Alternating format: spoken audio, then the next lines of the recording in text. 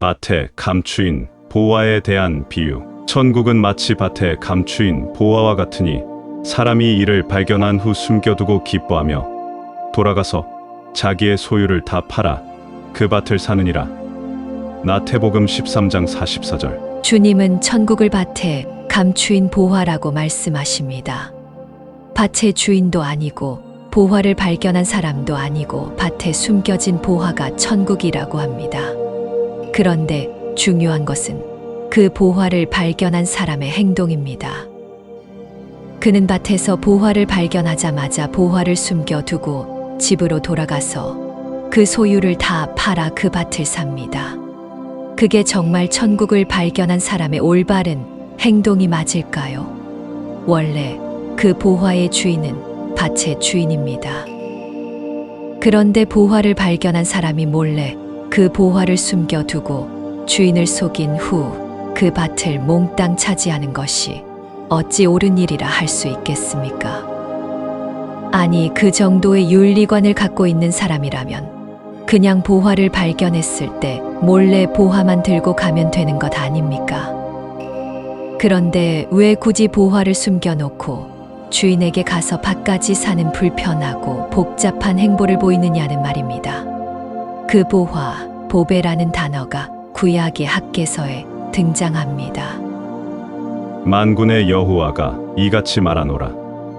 조금 있으면 내가 하늘과 땅과 바다와 육지를 진동시킬 것이요 또한 모든 나라를 진동시킬 것이며 모든 나라의 보배가 이르리니 내가 이 성전의 영광이 충만하게 하리라.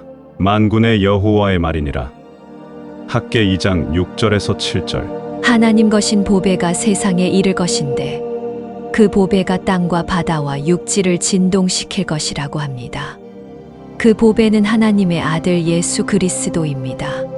그런데 세상이 그 보배를 못 알아봅니다. 하나님이 보낸 진짜 보배가 세상 사람들에게는 오히려 거치는 돌이 되고 거치는 반석이 되더라는 것입니다. 따라서 밭에서 보화를 발견한 사람의 눈에는 그 밭의 보화가 보화로 여겨졌겠지만 그 밭의 주인은 그 밭의 보화가 보화로 보이지 않았을 것입니다. 그래서 어차피 보화를 보화로 여기지 않는 사람에게 굳이 그게 보화라고 설명하지 않고 그냥 밭만 사버린 것입니다. 밭에 감춘 보화의 비유 바로 아래에 진주 장사의 비유가 나옵니다. 또 천국은 마치 좋은 진주를 구하는 장사와 같으니 극히 값진 진주 하나를 발견함에 가서 자기의 소유를 다 팔아 그 진주를 사느니라. 마태복음 13장 45절에서 46절. 이 비유에서는 천국이 진주가 아니라 진주를 구하는 장사입니다. 위의 비유에서는 보화가 천국이라면 아래의 비유에서는 보화를 구하는 장사가 천국이란 말입니다.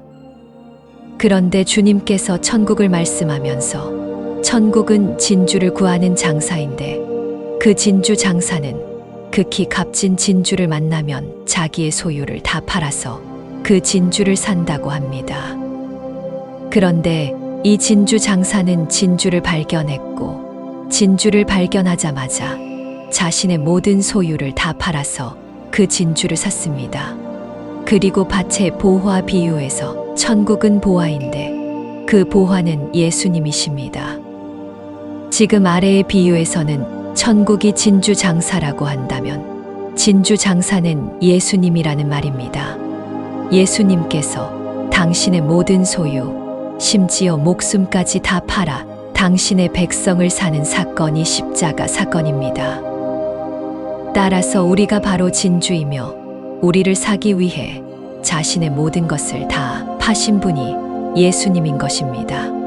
그러니까 진주가 진주 장사를 찾아다닌 것이 아니라 진주 장사가 진주를 찾아온 것입니다. 그렇게 먼저 예수님에 의해 찾아진 보배들이 진짜 보배인 예수를 알아보더라는 것입니다. 그래서 그 두 비유가 붙어 있는 것입니다.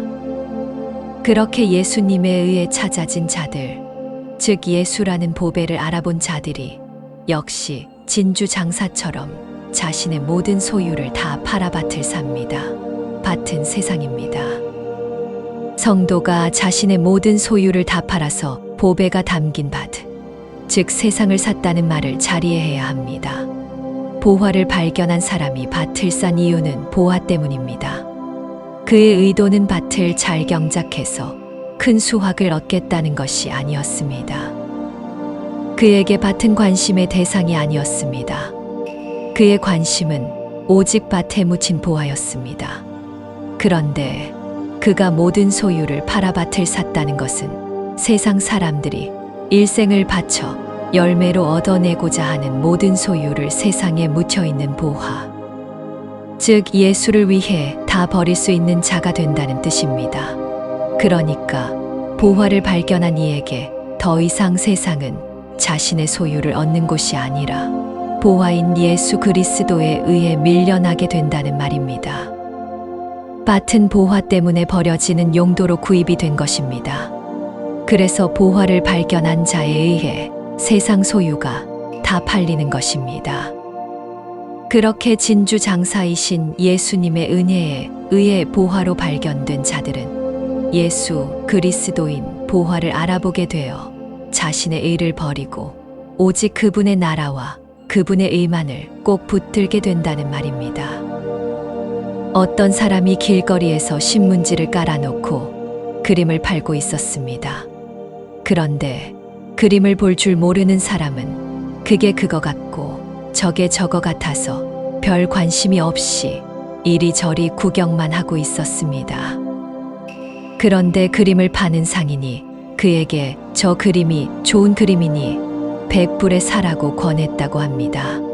거기가 근사한 그림 가게나 갤러리도 아니고 길거리 잡상인들이 모여 있는 곳입니다.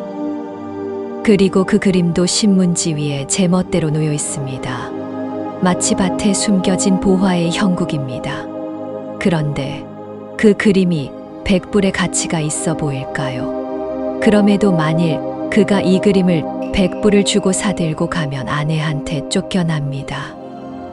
그와 그의 아내 같은 그림의 문외한들은 이 그림의 가치를 전혀 모르기 때문입니다. 그러나 이 그림이 소더비 경매장에 걸렸을 때 이 그림을 1억 3,500만 불에 사간 사람이 있습니다.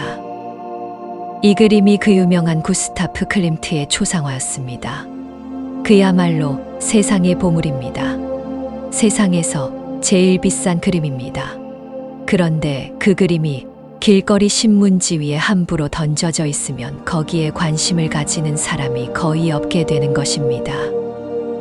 천국이 지금 세상에 그렇게 와 있다는 것입니다.